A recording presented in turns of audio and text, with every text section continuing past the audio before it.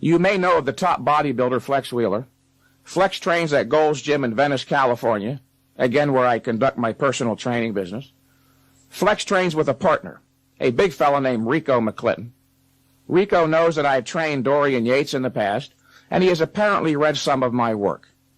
Over the past 2 years or so, Rico has made it a habit to periodically tease me at the gym on this subject, but always in a good-natured fashion.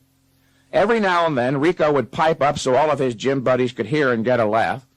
"Hey, Mentzer," he would say, "you still believe that crap only one set is all you need to grow?" And at different times, I would use varying analogies to jog his thinking, to provide Rico with a different perspective on the issue. Things like, well, Rico, it only takes one bullet to kill a person, so why can't one set be adequate to stimulate growth?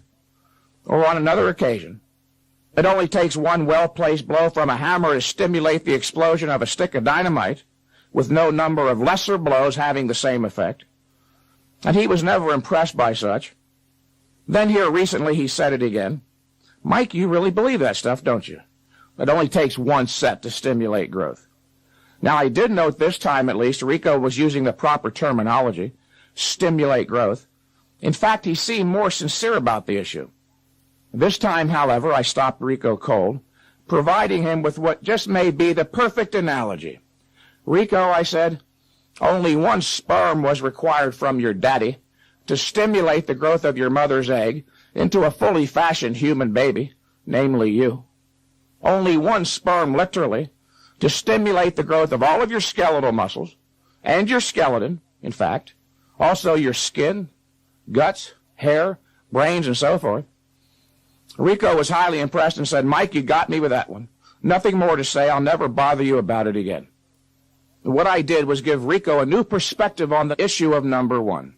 And what I'm asking you, the listener, to do is to discard what you thought you knew and take a fresh, new, unobstructed look at this subject. Now, back to that set of curls with 100 pounds for 10 reps to failure, so you might gain a better understanding of intensity. Let's look at the nature of it. Let's start in the beginning with the first rep. Of all the reps of the set, the first rep obviously would be the easiest, requiring the least intensity of effort. Or, referring to the definition of intensity that you've written down, one would say that the first rep requires the least percentage of his possible momentary muscular effort of all the reps of the set. Allow me to explain this point a little further, then we'll move more briskly straight ahead, I promise.